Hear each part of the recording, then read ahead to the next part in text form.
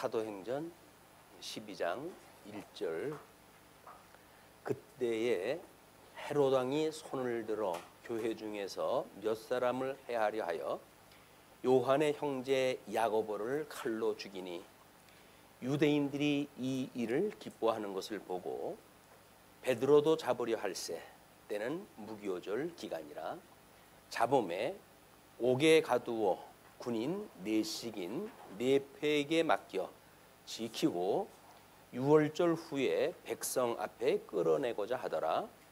이에 베드로는 옥에 갇혔고 교회는 그를 위하여 간절히 하나님께 기도하더라. 오늘은 12장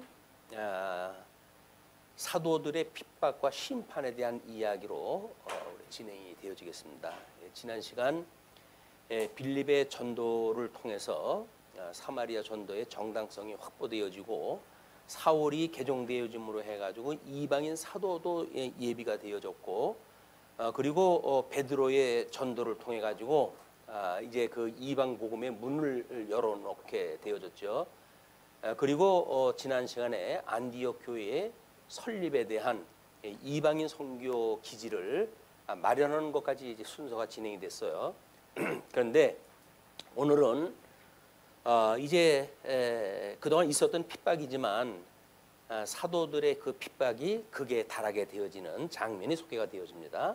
그것이 12장 1절서부터 5절까지 야고보의 순교와 베드로의 투옥의 사건이에요. 자, 그 야고보와 요한과 베드로는 사실은 그때 사도들 중에 수장급에 속하는 그런 그 사도들입니다. 그래서 지금도 뭐 우리 정치권마다 무슨 뭐 삼아무개신이 해가지고 최고 어떤 지도자의 일을 대신하는 그런 일들이 벌어지지만 지금 이 세 명은 예수님께서 중요한 그런 그 자리를 다니실 때마다 이제 그들을 데리고 다녔던 그런 그 세 명이기도 한데 그 중에 하나의 야고보입니다. 그 야고보가 순교를 당했어요. 그런데 그때 헤롯 왕이 손을 들어 교회 중에서 몇 사람을 해하려 하여 그때 유대인들하고 기독교는 갈등이 있었고 그런 그 유대인들한테 인기를 얻는 방법이 결국 그들이 미워하는 자들을 해치는 일이 그들한테는 상당히 인기를 얻는 일이었고 어떻게 보게 되면 자기네 그 치리 지역을 아주 순탄하게 치리하는 그 조건이 될 수도 있습니다. 그래서 시범 케이스로 해가지고 몇 사람을 해하려고 했을 때 요한의 형제 야고보를 칼로 죽이게 되어집니다. 최초의 사도의 그 순교자가 나왔어요. 먼저는 집사의 순교자로 해가지고 스데반 집사가 언급이 되어졌는데 사도로서의 첫 순교자입니다. 이 사도로서의 순교는 야고보를 시작으로 해가지고 요한을 제외해놓고 모든 사람들이 순교를 당하게 되어지는 그런 그 장면이 교회사 쪽으로 확인이 되어지고 있어요. 아마 예수님이 죽었다 살아나셨다고 하는 그 부활의 사건을 너무나 확실하게 믿었던 사도들한테는 당연한 결과인지도 모릅니다. 그러나 지금 그때 당시에는 복음을 증거하는 그런 그 일이 막중한데 그 요한의 형제 야고보를 칼로 죽이고 유대인들이 이 일을 얼마나 기뻐하는지 그 기뻐하는 것을 보고 베드로도 잡으려고 할세 때는 마침 무교절 기간이 되어졌어요. 그 무교절 기간이기 때문에 일단 이제 유교절이 지나고 나서 그를 죽여야 되기 때문에 잡음에 옥에 가두어 군인 넷씩인 네패에게 맡겨 지키고 유월절 후에 백성 앞에 끌어내고자 하더라. 이거는 그 군인들을 지금 그 간수로 해가지고 지키게 했으니까 군인 4명이 한 번 이제 그 순번이 올 때마다 4명씩이 붙는 거예요. 아마 이제 그런 그 옥문을 지키는 자에다가 또는 이때의 특수성인 걸로 보아가지고 베드로가 전과가 있잖아요. 먼저 옥에다 가다 놨더니 나중에 그 하인들을 보내봤는데 옥에 없어요. 그래가지고 이게 어떻게 된 일이냐 했더니 들리는 소문이 지금 예루살렘 성전에서 말씀을 전하고 있습니다. 이런 이야기를 듣고는 이 사람들이 그 놀란 일이 있었는데 그거를 방해하기 위해 가지고 미리 아주 철저하게 지금 지키는 방법입니다. 군인 내식을. 그래서 아마 이때는 모르긴 몰라도 2명은 출입문 쪽을 지키고 2명은 아마 베드로하고 함께 뭐 수갑을 차놓고 꼼짝달싹 못하게끔 막 이렇게 아마 지키고 있었던 것이 아닌가, 뭐 그렇게 한번 상상을 해볼 수가 있어요. 그 발목에다가 이제 새 그런 그 족쇄를 채우게 되어지는데 그때 도망가지 못하도록 특별한 그런 그 간수를 갖다 세웠던 이런 그 일들이 소개가 되어집니다. 이 일이 소개되어진 것은 이제 앞으로 주님께서는 우리 예수 그리스도께서 이제 사도들이 제자들이 이제 그런 그 전도 여행을 보냈을 때 돌아오게 되죠. 돌아오게 되니까는 그들이 예수님한테 이제 보고를 합니다. 뭐 귀신이 나가고 환자가 일어나고 대단했습니다, 주님. 이렇게 이야기했다 했더니 사람들이 이제 그런 그 사람들에 대한 이런 것이 중요한 것이 아니라 너희들은 생명록이 하나님의 그 생명록에 기록되어져 있는 것이 중요하다. 이제 이렇게 일러준 바가 있어요. 그리고 신앙 고백을 통해 가지고 우리 베드로한테 뭐 세상 사람들이 나를 누구라고 하더냐라고 이야기했다 했더니 뭐 엘리야라고 하는 사람도 있고 뭐 엘리사라고 하는 사람도 있고 이렇게 이야기했다 합니다. 또는 우리 세례 요한이라고 하는 사람들도 있고 죽었던 사람이 이제 살아났다고 하는 그런 그 차원에서 그렇게 고백을 하니까 예수님이 물어봅니다. 그래, 그럼 너희들은 나를 누구라고 그러냐라고 이야기했다 하니까 베드로가 우리 주는 우리 예수님은 그리스도시고 살아계신 하나님의 아들이십니다라고 고백을 갖다 했어요. 그러니까 예수님께서 이거는 성령께서 알려주지 않으면 알 수 없는 일이라고 이렇게 일러주신 뒤에 이제 내가 이제 이 신앙 고백을 했던 여기에 주님의 몸된 교회를 세우시는데 음부의 권세가 결코 무너뜨리지 못하는 교회를 세우신다고 약속을 하셨어요. 이것이 예수님이 약속을 하셨던 그런 그 내용이기 때문에 지금 예루살렘 교회도 물론이고 그다음에 이방인 교회의 기지, 전진 기지를 만들어낸 이런 그 상황 속에서 이 사항을 다시 한번 제자들한테 알려주시는 일은 매우 중요한 일입니다. 요거는 지금 지상 사역을 하셨을 때의 이야기예요. 그러나 이 사역을 마치시고 예수님이 부활하시고 성령을 보내주신 뒤에 지금 일어나는 이 교회의 일련의 사건들은 천상에 계신 그리스도의 사역이에요. 이 천상에 계신 그리스도의 사역이 주님의 몸된 교회가 지금 핍박을 받고 있는 가운데 있단 말이에요. 이 핍박을 받고 있으니까 우리 지금 사도행전의 기자는 지금 주님은 너희들과 함께 계셔서 음부의 권세가 무너뜨리지 못하는 교회를 세우신다고 이야기를 했고 뿐만 아니라 성령이 오시게 되면 너희들이 권능을 얻고 땅끝까지 이르러서 증인이 되어진다고 이야기를 했으니까 이제 이 교회를 핍박하고 있는 상황, 이 상황은 우리 주님께서 허락하신 일이라는 거예요. 우리는 하나님을 마치 우리들의 조력자로 여기기 때문에 마치 우리가 중심이 되어지고 성도가 중심이 되어지고 우리 하나님은 우리 뒤편에서 우리를 도와주시는 분 정도로 우리가 생각을 하잖아요. 그것이 아주 잘못되어진 신앙생활의 패턴입니다.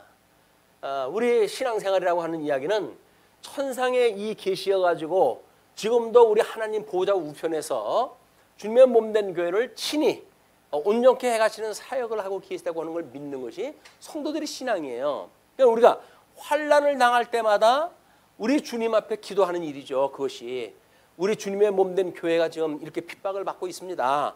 우리가 뭐 얼마 전에 또 사도행전에서 그 이야기를 했지만 우리 대주제시여, 대주제가 되시는 우리 주님께서 이렇게 지금 땅 아래서 생기는 이런 그 일들을 하감하시옵고 이렇게 이걸 내려 감찰을 갖다 하셔보시고 이런 그 일들이 지금 있으니 주님의 몸된 교회를 핍박하는 이런 그 권세자들 이런 자들이 지금 우리를 에워싸고 있습니다. 그러니까 저들을 멸하고 우리를 구원해 주소서라고 하는 것이 이때 교회 성도들이 하는 기도 내용이에요.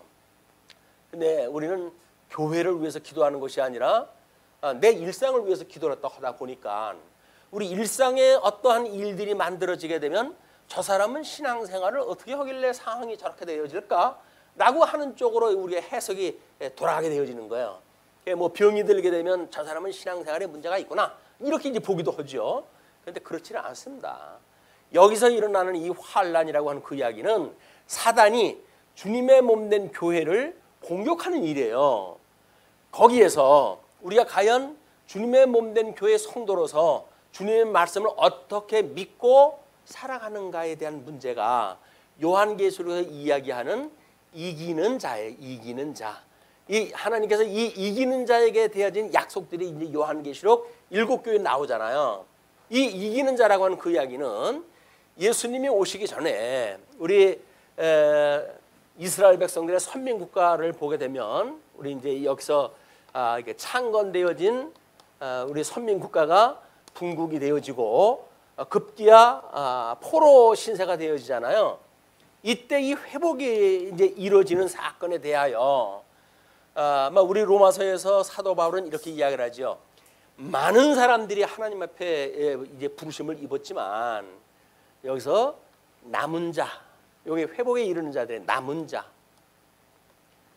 언약에서 도태되어지는 자들은 전부 하나님 나라의 회복에 이르는 자들이 아니에요. 이는 이 남은 자만 구원, 이 회복에 이른다는 이야기거든요. 구약 성경의 이 남은 자에 대한 사상이 우리 요한계시록에 가게 되면 이기는 자의 사상하고 연결이 되어져 있는 거예요. 왜냐면 야 봐라, 우리 주님께서 모세 오경의 약속대로 주님의 몸된 교회를 세우시고 그 다음에 이 하나님의 그 가나안 땅에 너희들이 들어오게 되어지게 되면 일찍이 하나님을 떠나고 우상 숭배를 하고 그렇게 살 것이야. 그렇기 때문에 내가 너희를 만방에 흩을 것이다 라고 약속이 되어져 있었어요. 이미 모세 오경에. 그러니까 선지자들이 예언 활동한 것이 뭡니까? 이 유수 사건에 대한 현재에 대한 일을 일일이 고발을 갖다 하는 거예요. 너희들이 이런 죄 저런 죄 이런 그 죄를 졌지? 이런 것 때문에 하나님의 이런 너희들 세워놨던 나라를 하나님께서 포로로 이걸 지금 유수 나라를 잃고 왕이 눈이 뽑혀가지고 주권을 상실하고 유수의 신세가 되어진 것은 너희들의 죄 때문에 되어진 것이야. 이렇게 이야기가 되어진 거예요. 이거는 이미 모세오경에 약속되어진 상황이에요. 약속되어진 상황. 그렇기 때문에 이 유수라고 하는 그 이야기는 과거에 불순종, 이 죄라고 하는 불순종 때문에 이루어졌다는 거 아닙니까? 이것이. 자, 그러면 현재의 유수사항, 포로가 되어진 것은 과거의 불순종으로 말미암은 것이야. 그러나 하나님의 약속이 하나가 더 남아져 있어. 그것이 뭐냐면 미래에 대한 약속이에요. 이것이 너희들을 끝내 나에게 돌아오는 자, 마음을 다하고 뜻을 다하여 나에게 돌아오는 자는 나는 너희의 하나님이 되어지고 너희는 나의 백성이 될 것이야 라고는 약속이 남아져 있다 라고는 회복의 약속이 남아져 있는 이거를 증거하는 일이에요. 구약 선지자들이 전부 한 이야기가 이 이야기 한 거예요. 이 이야기. 뭐 복잡한 그런 그 이야기가 많이 있죠. 그러나 그냥 시제상 이걸 놓고 이야기를 한 거예요. 너들 현재 포로로 끌려가는 이런 상황은 과거에 하나님 앞에 불순종했기 때문에 그러는 것이야. 그러나 하나님의 약속이 남아져 있으니 마음을 다하고 뜻을 다하여 하나님께로 돌아가자라고 하는 이야기란 말이에요. 그러니까 회복에 이르는 자들은 이런 하나님의 약속에 의해서 야 이거 뭐 세워놨던 나라가 분국이 되어지니까 여기서 뭐 열지파가 아수르에 의해 가지고 결국은 멸망에 이르잖아요. 이 수많은 사람들이. 그리고 달랑 한 지파가 남았는데 그것도 바벨론에 지금 포로로 끌려갔단 말이에요. 이런 절체절명의 사건이 하나님께서 약속대로 이루어 가신다는 거예요. 이게 하나님의 그 권능을 보여주시기 위해서 이걸 보여주는데 여기서 인간들은 아유 하나님이 어떻게 뭐 이런 사랑이라고 하는 하나님이 사람들을 이렇게 죽이고 전쟁을 해가시고 이럴 수가 있습니까? 저럴 수가 있습니까?라고 하면서 인간 중심의 일을 강구하고 이거를 뭔가 시도를 어떻게 살아가다 보니까 주님의 몸된 교회 와서도 전부 그 타령을 하는 거예요. 교회가 세속화되어진다는 이야기는 뭡니까? 지금 이런 물질주의, 물질 만능주의에 나도 그냥 그 자리에 살겠다는 거예요. 그리고 하나님은 상관이 없습니다. 지금 내 여건이 어떤 거에 우리는 관심이 있지. 그러니까 다른 사람의 아픔을 위로하기는커녕 아니 믿음이 좋다는 사람이 왜 병이 들린대? 라고 해가지고 다른 사람 그런 그 일들이나 하고 이게 하나님을 믿지 않으니까 그런 일들이 만들어지는 거예요. 하나님이 어떠한 분인지 모르니까 이렇게 만들어진단 말이에요. 그게 세속주의 사건이다. 이 사건에 예수 그리스도로 말미암아 지금 음부의 권세가 우리를 공격하는 일이에요. 그게 다른 사람이 병들었는데 하나님께서 그걸 가지고 누굴 공격한다고요? 지금 음부의 권세가 나를 공격하는 거예요. 그걸 어떻게 보느냐, 어떻게 이 주관하시는 하나님을 이해하느냐, 그거에 따라서 정말 예수를 그리스도로 믿는가? 라고 하는 시험에 걸리는 거예요. 그게 나는 다른 사람에 대해 판단하지만 하나님은 오히려 그걸 가지고 나를 지금 시험을 갖다 하는 거예요. 그러니까 우리가 시험에 들게 하지 말아달라고 기도를 다 하셔야 돼요. 하나님이 어떠한 분인지를 모르니까 세상 사람들 살아가는 대로 그냥 우리가 흘러가는 거 아니에요. 그냥 분별력이 없어요. 그냥 그러고 살아가요. 그것이 하나님이 좋은 뜻인지 싫어하는 뜻인지도 모르고 세상 사람들하고 똑같은 방법으로 살아가다 보니까 이런 엉뚱한 우리의 잘못을 저지게 되어진다. 그런데 이것은 오히려 뭐 여기서 사단에 의해 가지고 지금 환난을 겪고 있는 사람도 시험이죠. 그런데 그거를 비난하는 사람도 하나님께 주시는 비난이에요. 이게 이제 환난이에요. 시험이에요. 우리는 그런 시험에 들지 않도록 하나님 기도를 다 해야 된다. 끊임없이 우리 슬퍼하는 자와 함께 슬퍼하고 기뻐하는 자와 함께 기뻐하는 것이 주님의 몸된 교회 지체의 원리 아닙니까? 이게 하나의 성도라고 한다면 예수 그리스도 안에서 사랑하는 지체끼리 살아간다는 이야기는 뭐예요? 여기에 공감을 하고 살아가라 그 이야기예요. 아픔은 함께 우리가 아파하고 기뻐하면 함께 기뻐하고 라는 공감을 누리며 살아가라는 이야기예요. 이거는 공감이 없어요. 마음이 전부 돌밭이 돼가지고 이런 공감을 느끼지 못해. 다른 사람 아픈 게 나의 행복이야. 왜? 상대적으로 해가지고 나는 그래도 그렇게 아프지 않으니까. 그런데 오히려 그것이 더 미혹거리에 우리가 빨려들어가는 것이 놓치게 되면 우리는 신앙생활 좀 잘못하고 있는 거예요. 신앙생활을. 지금 우리들이 하는 일은 우리 여기서 우리 인생의 제일 본분이 뭐라 그랬어요? 우리 하나님 한 분을 경외하는 일이라고 그랬잖아요. 우리 인생은 하나님을 경외하는 일이에요. 그냥 찬송을 드리는 일이에요. 경외라고 하는 일이 뭡니까? 하나님의 만사를 지금 하나님의 계획대로 하나님의 뜻을 따라서 섭리하시는 거 아니에요? 그냥 모든 걸 범사에 인정하는 일이에요. 이게 범사에 인정하는 일. 지금 이루어지는 일이 주님께서 이 일을 주셨네. 그럼 주님께서 이런 일을 왜 저한테 주셨죠? 라고 해서 하나님의 기뻐하신 뜻이 무엇인가를 분별하고 살아가는 일이 신앙생활이란 말이에요. 이것을 우리가 다른 말로 해가지고는 아멘이라고 우리가 하나님과 이렇게 이야기를 하는 거예요. 아멘. 하나님의 뜻대로 되어지이다. 그런 이야기예요. 그런데 뭐 하나님의 뜻보다는 어떻게 뭐 우리 뜻이 더 강하니까 우리 나이 어린 아이가 부모님 앞에 졸르게 되면 부모님이 지지. 어떻게 부모님이 그걸 안 들어주겠냐? 하나님이 우리 부모님이라고 그렇게 생각하십니까? 그렇게 해가지고 하나님한테 무조건 졸르고 뭐 그러면 들어주신다고 생각이 들어요? 그거는 아주 어렸을 때 이야기죠. 3살까지는 아마 하나님께서 들어주실 수도 있어요. 그러나 7살쯤 돼가지고 우리 국민학교 들어가고 이렇게 되어져가지고 맨날 땡깡이나 놓고 부모님한테 어깃장이나 놓고 달라고 뭐 졸리기나 하고 그러면 그건 매로 다스리게 됩니다. 매로 다스리게 돼요. 그런 하나님을 모르니까 택한 백성이라고 한다면 매를 들어서라도 우리를 교육을 시키시겠죠. 택한 백성 아니면 뭐 그렇게 살다가 죽거나 말거나 하나님께 신경도 안 쓰실 것이고 그런 분이라고 하는 걸 우리가 믿고 이쪽에 이 해 아래에서 살아가는 우리들이 어떻게 살아가야 되는지에 대한 걸 관심을 가져야 된다. 지금 로마 교회, 이 로마 제국에 지금 핍박 아래 있으면서도 불구하고 지금 유대인들은 기독교인들을 엄청나게 미워하고 있잖아요. 미워하고 있는. 그러면 그 미워하는 것이 결국은 뭐 로마 제국의 허락을 받아가지고 다 사형 집행도 해야 되고 그러니까 음료 권세가 짐승 권세를 등에다 업고 요한계시록에 나오는 사건이에요. 음부가 짐승 위에 올라타가지고 거기에 성도들의 피가 가득 찬 술잔을 갖다가 들고 쾌제를 부르는 이런 그 모습을 우리는 이런 현재 사건을 가지고 그걸 보여야 되는 거 아닙니까 이게 지금 그런 사건으로 지금 소개가 되어지는 거니까. 그런데 우리는 포도주를 들고 그 비진리를 통해 가지고 쾌제를 부르고 있는 이런 것이 만연한 지금 우리 기독교권의 문화권에 살고 있으면서도 그런 걸 읽어내지 못한다고 한다면 우리는 철학원 동색이라고 우리 똑같은 사람들인 거예요. 거기에 분별력을 우리가 여기서 뭔가를 얻지 못하고 차등화가 안 되고 이렇다고 한다면 우리는 위기입니다. 위기. 우리는 그런 것에 의해서 차별화가 돼야 돼요. 하나님께서 나를 저런 자리에 두시지 않는 것이 정말 감사한 일이로구나. 이것이 하나님의 은혜로구나. 이렇게 돼야 되는데 엉뚱한 걸 가지고 은혜도 잊어버리고 거기서 감사도 잊어버리고 이렇게 되어지니까 하나님을 경외하는 것이 아니라 나를 찬양하는 거예요. 지금 여기에 지금 그 헤롯이라고 하는 그 인물이 손을 들어가지고 야고보를 죽였잖아요. 그런데 거기서 지금 베드로는 옥에 갇혔고 교회는 그를 위하여 하나님 앞에 기도를 갖다 합니다. 기도하는 건 뭐예요?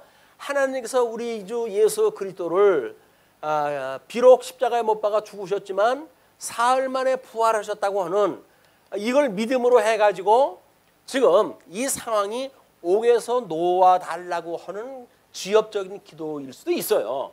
그러나 이 위기로부터 설사 야고보도 지금 죽은 상태니까 아마 베드로가 제일 수장 아닙니까? 그럼 수장으로서 베드로라고 한다면 이미 죽었다고 다 생각할지도 몰라요.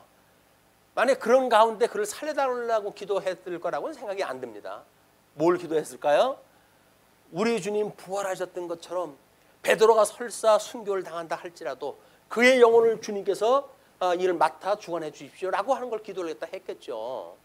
여기서 그럴 수가 있어요. 베드로가 얼마나 열심히 일을 했다고 하는데 그렇게 옥에다 가두고 그걸 갖다 죽이려고 그럽니까? 라고 해서 그거 시비 거는 사람은 아무도 없었을 거예요. 지금 이걸 하감하시오고 지금 이거를 피할 자리가 아니라고 한다면 그가 이 죽음을 하나님 예수 그리스도가 어린 양이 마치 털 깎으러 가는 어린 양처럼 십자가의 그런 그 죽음을 당연하게 받았던 것처럼 우리 베드로도 그런 믿음을 버리지 않게 해주세요 라고 하는 기도하지 않았을까요? 그렇게 기도했을 것 같아요. 왜? 노연할 거라고 하는 영감생심. 야고보가 시몬키에서 죽었잖아요. 살아날 기회가 없어요. 기회가 없는 걸 갖다 구한다고 하는 그 이야기는 억지 춘향이죠. 우리들이 여기서 무조건 입을 크게 벌려가지고 졸름을 해준다고 하는 이런 걸 생각을 가지고 하는 기도면 모를까. 만약에 그때 상황을 보고 하나님이 지금 어떤 섭리라도 해가실까를 읽어냈다고 한다면 적어도 베드로는 순교 다음에 우리 야고보 다음에 순교자로 하나님께서 그를 찍었구나. 그렇다고 한다면 주님 그의 영혼을 지켜주십시오. 이것이 아무리 음부의 권세가 공격을 해온다고 하더라도 거기에 결코 무릎을 꿇지 않게 마지막에 해가지고 주님 부정하면 뭐예요?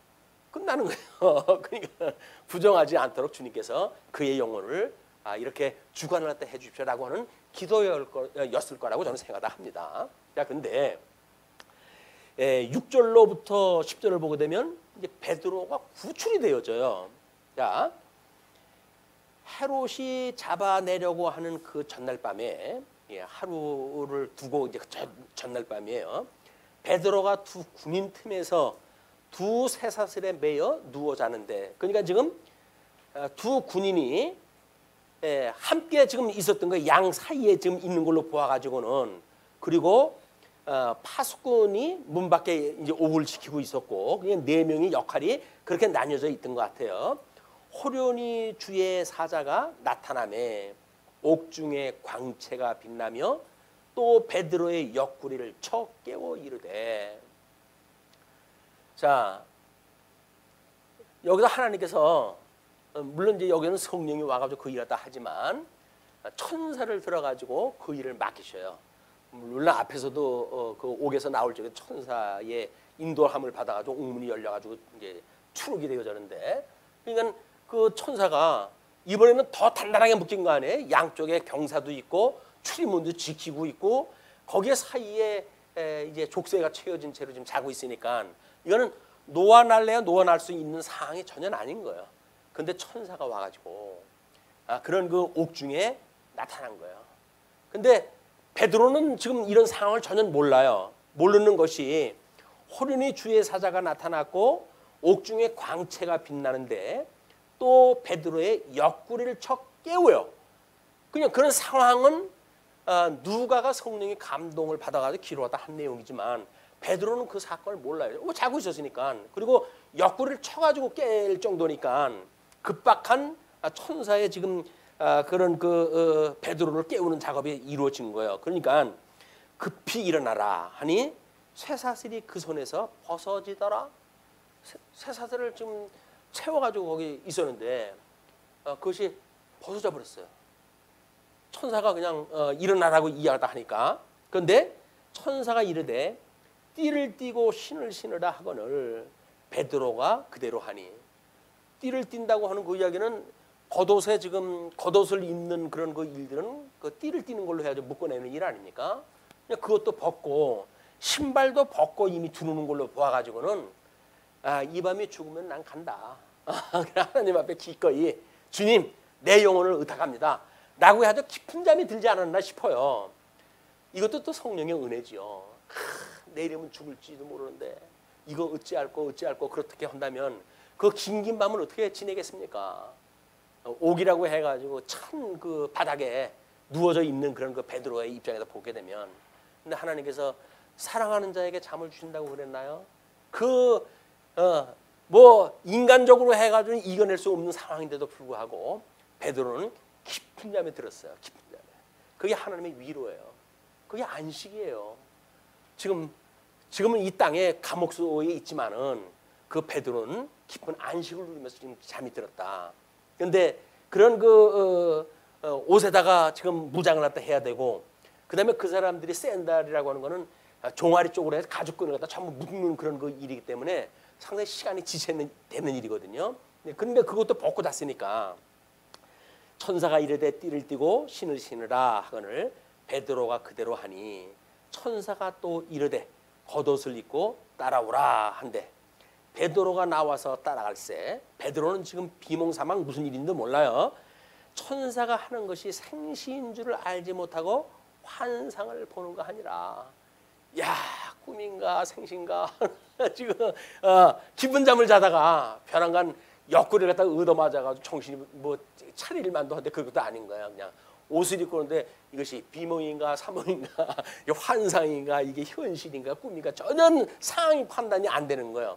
그래가지고는 따라 안 돼.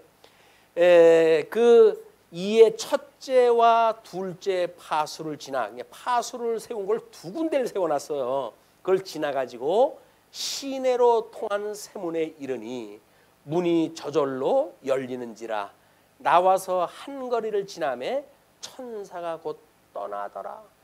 안내하던 천사가 한 거리 정도 지나니까 천사가 어디서 벌써요. 그때서 비로소 정신이 들어온 거예요. 이제 베드로가. 그래가지고 이에 베드로가 정신이 드는 건 이때 들었어요. 옷 갈아입을 때, 뭐 거기 옥문을 두 개지나 건너 나올 때, 또는 그 거리를 걸어갈 때, 이때도 전혀 상황 판단이 안 됐어요. 이게 성령께서 인도하시는 베드로의 그런 사건이었어요. 그러니까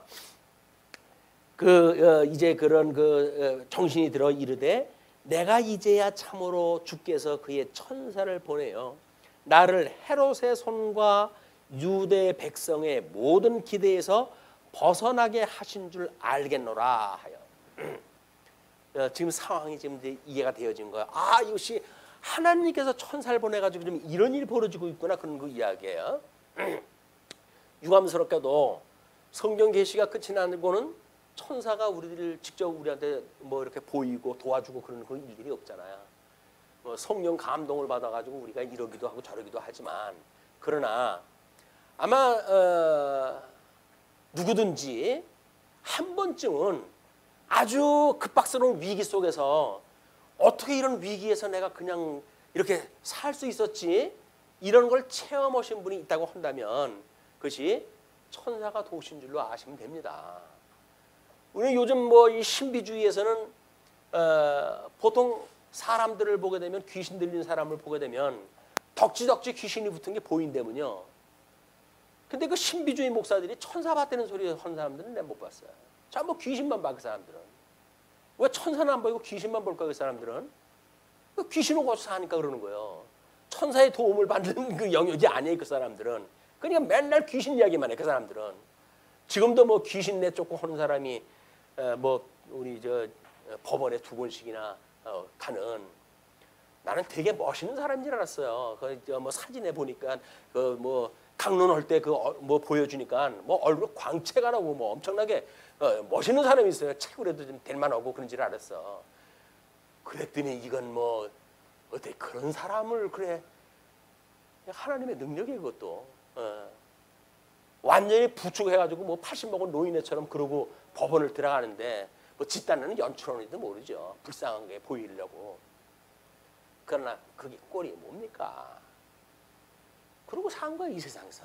귀신만 보고 그것만 내쫓고 뭐 이렇게 한다고 그러다가 그런 게 아닙니다. 이건 생명의 역사를 우리가 봐야지. 어떻게 사망에서 생명으로 우리가 옮겼는지에 대한 이런 걸 봐야지. 이 음부의 권세가 하는 장난에 휘말려 가지고 아이고 뭐 아주 맨날 귀신 씨앗 까먹는 소리만 하는 거예요 여기서. 성도들 마찬가지예요 여기서. 뭐 귀신 내쫓고 뭐 여기서 뭐 병 고쳐주고 이런 거에만 관심 있지.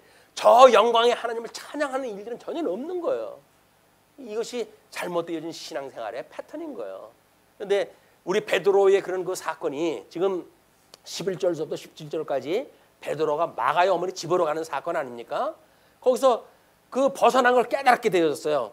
그리고 깨닫고는 마가라 하는 요한의 어머니 마리아의 집에 가니, 여기서 뭐 주어는 본주어가 마리아로 되어져 있어요. 요한의 어머니 마리아로. 그러나 그게 문제가 아닙니다. 여기서는 마가라 하는 인물이 또 소개가 되어져요.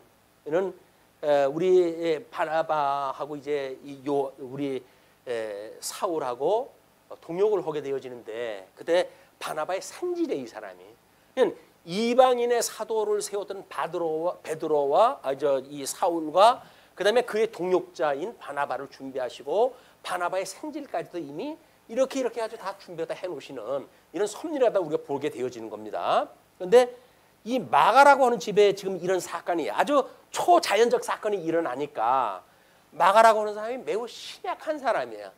심약한 사람이 돼가지고 1차 전도 여행 때 중간에 아프다고 해가지고 도로 올 만큼 아주 변변치 않았던 사람이거든요.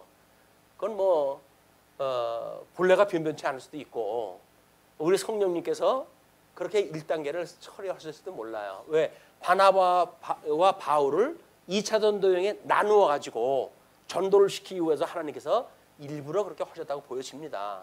그러나 그때 그런 심약한 마가기 때문에 그 마가가 베드로가 어떻게 놓여놨고 어떤 초자연 사건으로 하나님께 섭리하신다고 하는 사실을 그러하여금 상기될 좋은 그런 사건을 보여줬다고 보여집니다. 자, 그런데 이제 마가라 하는 요한의 어머니 마리아의 집에 가니 여러 사람이 거기에 모여 기도하고 있더라. 여기가 아마 그 기도처, 뭐 예수님 이제 그 돌아가시고 나서도 너희들이 이제 예루살렘을 떠나지 말고 기도를 갖다 해라라고 했던 오순절 동안 있었던 그것이 아마 이 집의 그 방이 아닌가 싶어요. 뭐 마지막 그런 그 6월절 잔치를 갖다 했던 것도 막 그런 그 집이 아닌가. 그래서 마가의 다락방이라든가 뭐 이런 것들이 수술 남는 거는 제법 집안이 넓어요. 그리고 이 사람은 박한 양반이 선주여서 선주. 제법 돈이 좀 있었어요.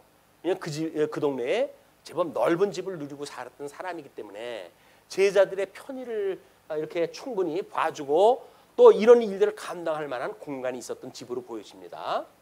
그런데 베드로가 대문을 두드린데 로데라 하는 여자아이가 영접하러 나왔다가 이거는 바깥문에서 앞문에까지 들어가는 제법 거리가 있는 집이에요. 그래가지고 사랑채 쪽에 이제 그 종들이 사는 집이 있어가지고 방문하는 사람들의 문을 열어주고 하는 사람들 이제 그 가정이 있는데 거기에 로데라고 하는 여자아이예요. 그게 영접하러 나왔다가 베드로의 음성인 줄 알고 이미 베드로하고 많은 그 교류가 있었던 거지요.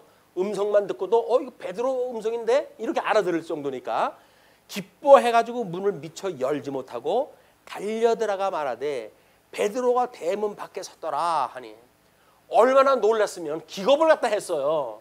아니 죽을 줄 알고 내려면 장사를 이제 준비를 갖다 해야 될 판인데 그 베드로가 살아가지고 지금 밤중 아닙니까? 바깥에 그 베드로가 소리가 들리는 거야. 놀라가지고 안채로 뛰어들어가지고 기도하고 있는 제자들에게 베드로가 지금 문 앞에 있다라고 이해했다 한 거예요. 그렇게 이해했다 하니까 그들이 말하되 내가 미쳤다. 뛰어들어가는 사람도 마찬가지고 뭐 여기서 옥에서 나온 사람 베드로도 마찬가지고 그 베드로를 맞이하는 로데라고 하는 그 여자아이도 마찬가지고 기도하고 있는 제자들도 마찬가지고 전혀 일어날 수 없는 사건이 지금 있게 되어진 거예요.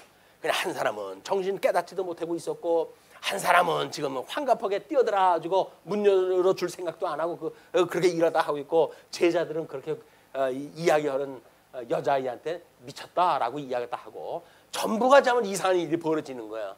이건 보통 일이 아니에요.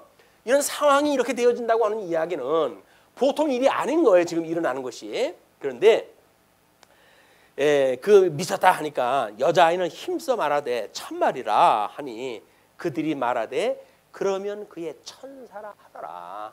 그를 돕는 천사가 이제 우리 베드로가 내일이면 뭐 여기서 참수를 당해야 되니까 그거를 위로차 아마 방문 왔다 했는가 보다. 뭐 이렇게 위로 왔다 하고 있었던 거예요.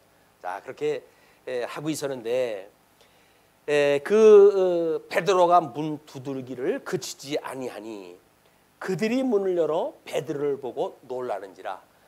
여자아이가 혼자 나온 것이 아니라 문을 두드리고 계속 하니까는 여자아이는 지금 바깥에 기다리는 게 분명하다라고 이야기하다 하니까 제자들이 함께 나온 거예요. 그래가지고 문을 갖다 열었더니 베드로는 거기 있는 거예요. 아니 세상에 어떻게 이런 일이 나서라도 죽었다가 살아난 걸 저희들이 봤고 이 제자들은 다 본 사람들 안에 예수님하고 공생의 생활을 거쳤던 사람들이니까 그리고 예수님 십자가에 죽었다가 부활했던 사건도 믿는 사람들인데 베드로가 오고서 나왔던 사건을 전혀 믿지를 못하는 거예요. 이 어떻게 세상에 이런 일이 이건 어디 저 방송 극연에서는 안 나올 일이지 세상에 어떻게 이런 일이 왜 전부 놀라고 있는 거예요. 이것이 현재 우리들이 살고 있는 세상에서의 우리 하나님의 섭리를 모르고 있는 또는 깨닫지 못하는 그런 사람들의 일이다. 우리가 아마 여기서 사경을 해마다가 아마 구사일생으로 살게 되어진 그런 경험을 하게 되어진다고 한다면 그것이 우연히 그렇게 되어졌다고 생각하는 사람들은 없을 거예요. 왜? 구사일생인데 이건 9번 죽을 만한 일인데 한 번 살아난 사건이에요. 그런 정도라고 한다면 이것이 어떻게 이런 일이 있지라고 해서 우리가 기가 막히게 생각할 일이지. 그때 운이 좋았어 내가. 이렇게 해도 지나갈 사람들은 없을 거예요. 우리가 신앙생활 할 때 이런 그 일들을 별로 믿지를 못하는 거예요. 왜? 육체적인 사건만 놓고 보니까 우리가 만약에 이렇게 해서 하나님의 말씀을 왜곡되어지고 그래서 어떤 잘못되어진 교회에 우리가 출입을 하게 되어지고 그런 자리에 내가 갔더라면 이런 사경으로 느껴지지 않을까요? 하나님의 말씀이 그냥 그 귀신 내쫓는다고 하는 그 사람 교회에 내가 출입하는 성도가 되었다라고 한다면 어찌할 뻔했을까? 이것이 구사일생으로 살아나는 우리들의 이런 특별한 사건이 아닐까요? 그런 거 영적인 거, 신령한 것 쪽으로는 관심이 없어요. 어떤 데 관심 있어요? 육적인 거. 그래가지고 저 뭐 죽을 목숨인데 살았다든가, 여기서 뭐 망할 건데 어떻게 하나님께 도와줘가지고 사업이 잘 되다든가 이런 것만 가지고 우리는 생활을 하니까 우리 살아계신 하나님에 대한 체험, 그분 오구에 우리가 함께하는 교제, 그분만으로 즐거워하는 인생의 본분 이걸 못하고 사는 거예요 우리가. 뭐 저도 마찬가지지만 이렇게 살아가고 있는 것이 우리들의 인생이다. 자 그렇게 하니까 이제 그 베드로 보고 놀라니까 베드로가 그들에게 손짓하여 조용하게 하고 밤이니까 그리고 뭐 그게 노출될 수도 있을 수도 있겠죠. 그러니까 손짓을 하고 조용하게 하고 주께서 자기를 이끌어 옥에서 나오게 하던 일을 말하고 자기가 꿈같이 생각했던 그런 그 일들을 지금 제자들한테 그걸 이야기를 해요. 하던 일을 말하고 또 야고보와 형제들에게 이 말을 전하라 하고 떠나 다른 곳으로 가니라. 여기서 말하는 야고보는 나중에 이제 아마 총회장 정도가 되어지는 뭐 예수의 형제가 아닐까 이렇게들 생각을 하더라고요.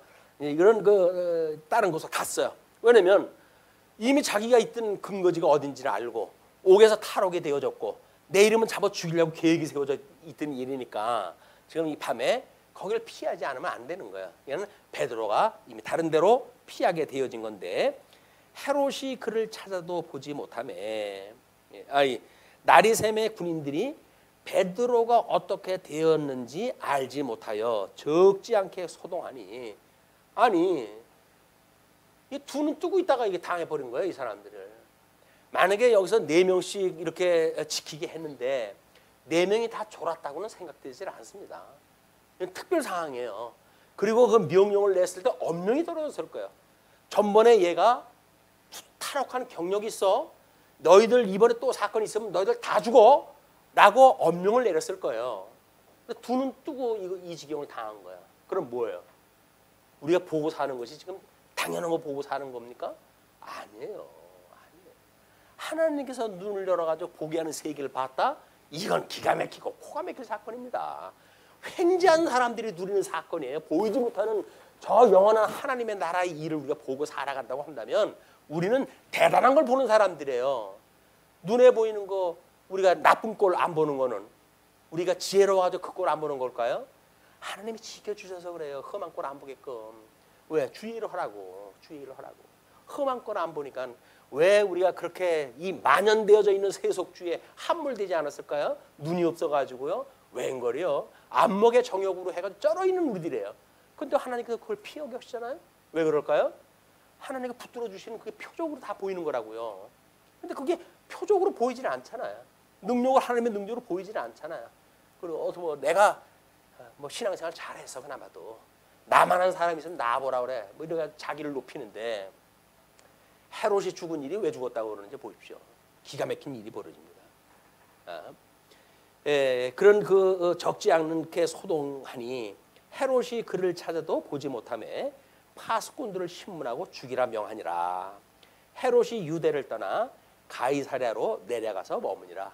자기 이제 본부 근무지가 있는 쪽이에요. 그쪽에 가가지고 머물게 되어졌어요. 그런데 20절서부터 이제 그 24절까지가 박해자에 대한 심판이 벌어지는데요. 12장 20절로 23절 헤롯의 죽음이 소개가 되어집니다. 헤롯이 두로와 시돈 사람들을 대단히 노여워하니 이제 두로와 시돈 사람들이 이 유대 쪽에 이 이스라엘 사람들한테 수입을 갖다 해가지고 먹거리를 수입을 갖다 하는 그런 그 사람들이에요. 근데 뭐가 마음에 안 들었던가 봐요. 요즘도 뭐 정치원 일에 그런 그 일들 많지 않습니까? 우리 사드 들여놨다고 해가지고 중국이 관광객도 보내주질 않고 뭐 이렇게 해가지고 그 뭐 자기네들 그 힘센 걸 보여주고 그러잖아요. 지금 정치적으로 이런 그 사건이 벌어진 거예요. 두로와 시돈 사람들을 대단히 노여워하니 그들의 지방이 왕국에서 나는 양식을 먹는 까닭에 한 마음으로 그에게 나와 왕의 침소 맡은 신하 블라스도를 설득하여 화목하기를 청한지라. 그래가지고 그 시돈 지역에서 사람들을 보냈어요. 워낙 미워하니까. 그래가지고 어떻게 좀 이걸 잘 좀 해보자라고 해가지고 이제 화해라도 하기 위해 가지고 그 블라스도를 설득해가지고 화목하기를 청했는데 헤롯이 나를 택하여 이제 그렇게 해가지고 아마 무슨 그 뭐 그때 뭐 이 학자들마다 다른데 무슨 경기가 있었다고 이야기하는 사람도 있고 아니면 뭐 이런 그 사람들하고의 어떤 회담이 있었다고 주장하는 사람도 있고 그래요. 이런 그 일들을 보게 되면 회담 사건도 보통 일이 아니에요. 보통 이 만들어지는 게 아니에요. 우리 얼마 전까지만 해도 뭐 한국이 지금 전쟁이 난다 어쩐다 해가지고 창평 우리 평창에서 올림픽을 갖다 하는데 가야 되냐 말아야 되냐 뭐 이랬잖아요. 저 그래도 내놓는다 하는 그런 그 사람들의 그 지도자급이 참석하느냐 안 하느냐 하는 것 때문에 그냥 대통령이 뭐 온 사람들이 나서가지고 안전하니까 제발 좀 많이 참석해달라고 부탁을 갖다 해가지고 그래가지고 우리 평창 올림픽 성공이 끝났단 말이에요. 그만큼 위기의 시간이었어요. 위기의 시간. 하나님께서 이게 지금 뭐 우리 집사님 기도하는 것처럼 어떻게 될는지는 몰라요. 그럼 현재 상황이 아니 어떻게 그런 일이 일어나나요? 저는 이거에 대한 그것이 좀 남다릅니다. 왜냐하면 제가 해방 이듬해 출생을 했어요. 그러니까 저의 인생 전생에는 결국은 전쟁과 휴전 속에 그냥 그 전쟁이라고 하는 그런 그 문화 속에 그냥 절어가지고 평생을 사는 사람이에요. 근데 만약에 교류가 되어진다고 한다면 드디어 그런 세상으로부터 나를 하나님 구출을 갖다 하시는 거 보여주시는 거 아닙니까 이게? 대한민국이 해야 될 일이라고 하는 건 지금 복음 증거하는 일이에요. 우리 서구로부터 해가지고 복음이 들어와가지고 이미 서구는 기독교가 이미 다 이제 뭐 훼손되어지고 거의 뭐 말살되다시피 한 거 아닙니까? 그런데 대한민국으로 복음이 들어왔다가 너무 복음이 이게 처져가지고 그래가지고 농익어가지고 전부 썩어 들어가고 있어요. 이 복음이. 그러니까 이것이 지금 다른 데로 어떤 그 새로운 물결을 타가지고 흘러가야 이 말씀도 살아있을 텐데 고여져 있는 물에다가 이 복음을 넣어놓으니까 전부 여기서 지네들 배부른 수장만 부리고 있지 주님을 섬기는 그런 일에 없단 말이에요. 그러니까 이런 그 일들이 주님께서 지금 뭔가 복음이 우리 계속 서쪽으로 진행이 돼야 돼요. 그러면 이북을 통해 가지고 중국으로 이제 복음이 본격적으로 들어가야 되겠죠. 지금도 물론 이북에 뭐 세상이 좋아져 가지고 인터넷이라는 걸로 통해 가지고 충분히 복음이 전해집니다. 그러나 사람이 증거하지 않는 복음은 사실은 이런 공감대가 없어요. 공감대가. 그렇기 때문에 인터넷으로 공부한다는 이야기는 말씀의 운동력을 경험하기 어렵다는 이야기예요. 정보로는 충분히 우리가 공부를 할 수가 있어요. 성경이 그렇구나 라고는 정보가 되지요. 그러나 살을 맞대고 살아가는 사람들의 이 사회에서는 하나님께서 이 전도의 그 역할은 주님의 몸된 교회의 교제를 통해 가지고 이걸 이루어 가시는 일입니다. 교제. 그렇기 때문에 교제가 안 이루어진다는 이야기는 뭐예요? 한마디로 고립되어져 있다는 이야기예요. 하나님께서 섭리해 가시는데 우리는 외인이라는 거예요. 외인이 언약의 외인이라고 하는 것이 이방인들 이야기 지칭했을 때 이야기인데 하나님의 이 약속에서 외인되어졌다고 생각을 해보면 끔찍하지 않습니까? 나는 그럴 수 없어 라고 하는 생각이 안 들까요? 우리는 그러면 어떻게든지 이 교제에 합류하고 싶어야 돼요. 이게 그런 마음이 들어와야 된다고요. 이게 우리 성도와 함께 사랑한다고 하는 그 이야기가 신구약 성경 전체가 지금 그 얘기를 하는 이야기인데 내가 너희를 사랑한 것처럼 너희도 서로 사랑하라 라고 주님께서 이야기를 하셨잖아요. 그런데 사랑하지 않는다는 이야기는 뭐예요? 교제가 안 된다는 이야기예요. 교제가 안 되고 예수님을 믿는다는 이야기가 이것이 인격적으로 지금 우리가 설득이 될까요? 내가 스스로 나는 예수님 믿어 이것이 내가 고백적으로 되어집니까? 머리로는 고백이 되는지 몰라요. 관념적으로 예수님이 나를 구원했대. 나는 그걸 예수님을 그리스도로 믿어 라고 해가지고 우리 지성적으로 아마 우리가 늘 그걸 경계했다 하지만 어떤 주지주의적으로 주지주의적인 그런 입장에서 우리 예수 믿는다고 생각할지 몰라요. 때로는 요즘 뭐 미쳐 돌아가는 사람처럼 주정주의에 의해 가지고 우리 예수를 믿는다고 이야기할지 몰라요. 왜? 난 가슴이 뜨거운 경험을 했거든. 난 방언을 경험했거든. 뭐 이런 걸 가지고 이걸 주장할지도 몰라요.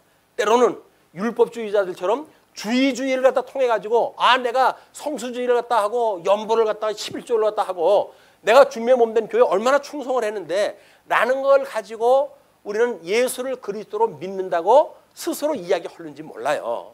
그러니까 우리가 이야기하고 있는 믿음이라는 건 뭡니까? 전인적인 믿음이에요. 이걸 갖다가 전부 묶어내는 전인적인 믿음. 이 전인적 믿음이라는 이야기는 뭐예요? 우리들의 깨달아 알고 믿어 경외하는 데까지 가는 거예요. 성령으로 우리가 인식되어진다고 하는 성도들의 인식이라고 하는 그 이야기는 하나님의 말씀, 그 교훈을 듣게 되어지게 되면 깨달아 알고 믿어 경외하게까지 가는 전인적인 거를 우리가 믿음이라고 이야기를 한단 말이에요. 전인적인 믿음이 아니고 이거 파편적인 거, 이런 걸 가지고 믿는다고 한다면 여기서 남은 자에 우리는 들어갈 수가 없어요. 여기서 이기는 자에 들어갈 수가 없어요. 일곱 교회 보게 되면 이 전인적인 걸로 아니고 이걸 가지고 믿는 사람들이 지적이 되어집니다. 그 아주 논리적으로 신앙 공부를 갖다 잘해가지고 신학적인 그런 아주 이거 수준이 높아가지고 어떤 이단들을 갖다 경계를 갖다가 너무 잘해, 너무 잘해. 근데 유감스럽게도 사랑을 버려버렸어요. 그래도 하나님께서 그거 다 우리 성전 주님의 몸된 교회를 갖다 옮겨버린다는 이야기 아닙니까? 이게 지금 현실 교회도 마찬가지예요. 이런 부분적인 인격을 가지고 우리 예수를 믿는다고 그러는데 관념적인 거는 예수 믿는 게 아니에요. 예수 믿는다는 이야기는 나의 모든 인격, 우리 그래서 성경에서 끊임없이 뭐라 그러니까 생명을 다하고 목숨을 다하고 뜻을 다하고 너의 마음을 다하여 나를 섬기라고 이렇게 이야기하잖아요. 그래서 뭐 대충 까짓 거 뭐 대충 이렇게 해가지고 무슨 예수를 믿는 거예요. 예수 믿는 게 우리는 스스로 속이고 있는 거예요. 나를 속이고 있는 거. 우리가 어떻게 전인적으로 믿어야 되는지에 대한 이거는 끊임없이 우리 말씀을 통해 가지고 성도들의 교제를 통해 가지고 이것이 익힌 공부에 이르게 되어집니다. 익힌 공부. 이런 부분적인 것, 이론적인 걸 가지고는 우리가 배운 공부는 될 수가 있어요. 뭐 어떤 정보 차원에서 뭐 성경이 이렇고 뭐 어떻고 해가지고 배운 공부는 될 수 있을지 모르죠. 그러나 성도들하고 교제가 없다고 한다면 익힌 공부 할 수가 없어요. 익힌 공부 안 하는데 뭐래요? 그냥 관념적인 신앙생활 하는 거예요. 나는 교회 출석하네라고 하는 걸 가지고 그 명분이 뭐가 필요해요? 주님 앞에 예수님, 내가 예수님을 믿어요라고 그러는데 우리 주님께서 그 명분 뭡니까? 너 교회 나왔어? 너 뭐 나한테 연보했어? 라는 거 해가지고 주님께서 물어보실까요? 아니잖아요. 그렇게 했다고 하는 사람들이 지천이었어요. 아니 주님, 내가 주님 언제 그 배고팠을 때 돌아보지 않고 옥에 갇혔을 때 내가 돌아보지 않았단 말입니까? 라는 한 것까지 하잖아요. 주님 뭐래요? 마지막 날? 나는 널 모르겠다요. 널 도무지 모르겠다는 거예요. 도무지 모르겠다는 거예요. 이것이 전 인격적인 예수를 다 믿는 일이 아니라 부분적인 정보에 의해서 우리들의 어떤 파편적으로 관념적인 것, 감정적인 것 또는 뭐 사상적인 것 이런 걸 가지고 예수 믿는 일이 아니다. 우리의 하나님의 말씀이 오게 되면 그 말씀은 우리의 교훈과 책망과 바르게 함과 의로 교육에 합당하다고 하는 말씀인데 말씀을 듣고 책망이 안 온다고 한다면 우리 문제가 있는 거 아니에요? 아니 왜 말씀을 듣는데 생명의 말씀을 듣고 하나님의 기준, 하나님의 좋아하시는 말씀을 듣는데도 불구하고 내가 그렇게 살지 않는데도 불구하고 찔림이 없을까요? 그건 이미 철판 깔았다는 이야기예요. 그렇기 때문에 우리는 두려워해야 된다니까요. 이게 두려운 일이에요 사실은. 이런 그 일로부터 우리 주님께서 이 은혜가 아니면 시험에 우리는 들 수밖에 없고 이 악에서 살아갈 수밖에 없어요. 끊임없이 우리를 이 시험에 들게 하지 마시고 악에서 구해 주시옵소서. 이게 기도할 일이다. 뭐 어떤 사람은 초대교회 때 뭐 하라고 했던 기도기 때문에 지금은 주기도를 딱 안 한다고 주장하는 사람도 있는데 참 별의별 사람 다 있어요. 성경에 있는 걸 또 하지 않은 사람도 있어요. 1.1핵이라도 만약에 감한다고 한다면 성경에서 이야기를 모든 복으로부터 이걸 제외시킨다고 그랬는데 겁도 없어. 그 사람들은. 하나님의 말씀을 우리가 어떤 걸 버려요 우리가. 자, 헤롯이 이제 그렇게 해가지고 백성에게 연설을 갖다 하는데 단상에서 백성의 연설을 갖다 하는데 백성들이 크게 부르되 이것은 신의 소리요 사람의 소리가 아니라 하거늘 누가 이 이야기를 했을까요? 유대인들은 유일신을 믿는 사람들이기 때문에 아무리 아첨을 하길 좋아해도 이런 말은 차마 못해요. 누가 했을까요? 어떤 정책적 결정을 하기 위해 가지고 파견 나온 인간들, 그 인간들이 했을 거 아니겠어요? 그 인간들이 했을 거예요 분명히. 뭐 좀 예쁘게 보여가지고 나의 미워하는 마음을 제발 좀 털어내시고 우리 그런 한없는 은혜를 좀 베풀어 주소서라고 그런 그 수작을 부렸을는지 모르죠. 하나님 앞에 살아가는 성도들이 결국은 이런 정치적인 어떤 그런 걸 가지고 살아간다는 이야기도 참다운 교제가 아니에요.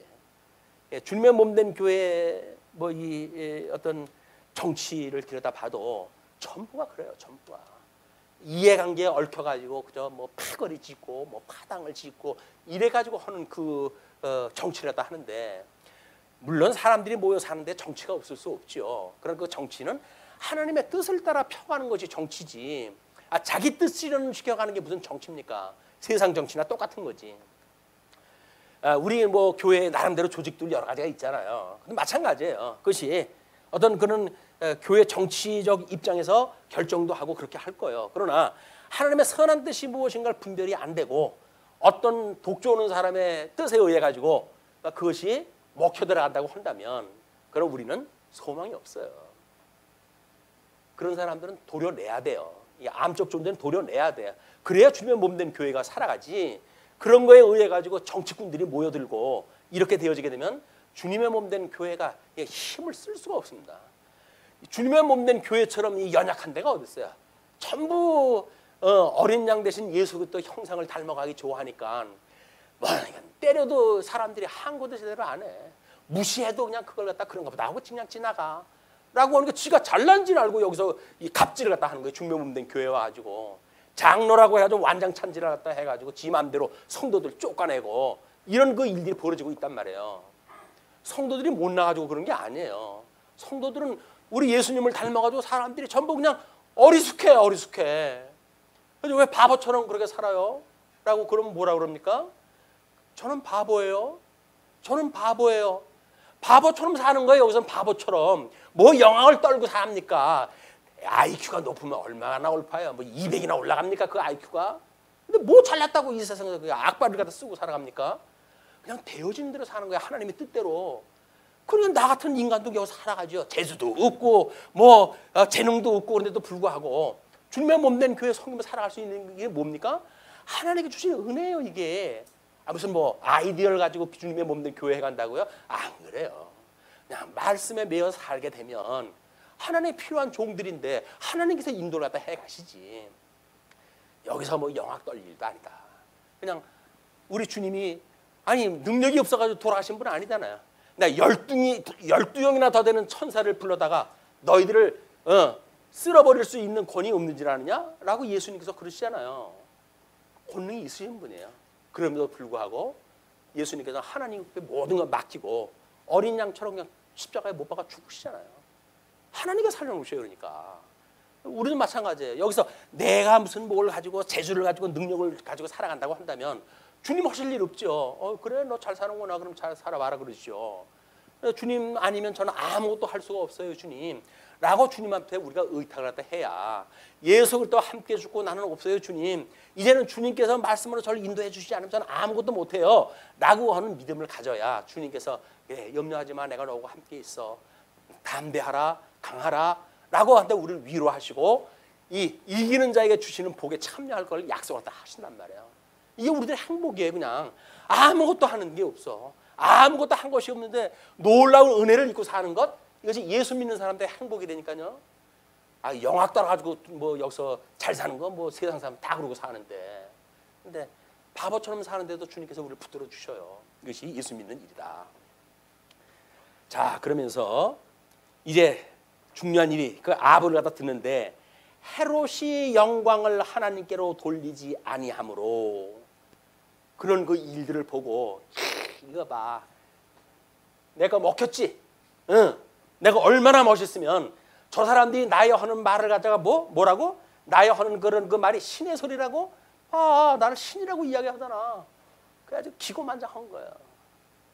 그 절정에 올랐을 때 주님께서 헤롯이 영광을 하나님께 돌리지 아니하므로 주의 사자가 곧 친히 벌레에게 먹혀 죽으니라.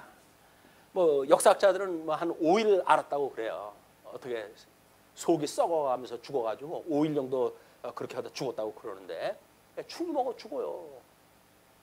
자기가 이 땅에서 제일 높은 줄 알고, 뭐 제일 높은 줄 알았어요. 기독교인들을 핍박을 하다고 하면서 그들의 머리 대신 예수님보다 더 높다고 생각이 들었으니까 그 짓을 하지. 우리는 저 대주제가 되시는 예수 그리스도, 이분만을 의지하고 이분만을 믿고, 되면 되는 대로, 안 되면 안 되는 대로, 아프면 아픈 대로, 건강하면 건강한 대로 주님 주시는 환경을 따라가지고 그냥 범사의 그를 인정하고 아멘, 아멘, 아멘. 주님 뜻대로 되어 주옵소서라고 기도하며 살아가는, 그래서 정말 심령이 평안한 이런 성도의 삶이 되었으면 좋겠다 생각이 듭니다. 저도 이러기를 원해요. 저도 이러길 원합니다. 예, 우리 흩어져 있는 한 동안도 이런 은혜 속에 살아가기를 빌면서 오늘은 24절 하나님의 말씀은 흥왕하여 더하더라 라고 하는 말씀으로 마치겠습니다. 기도하시죠.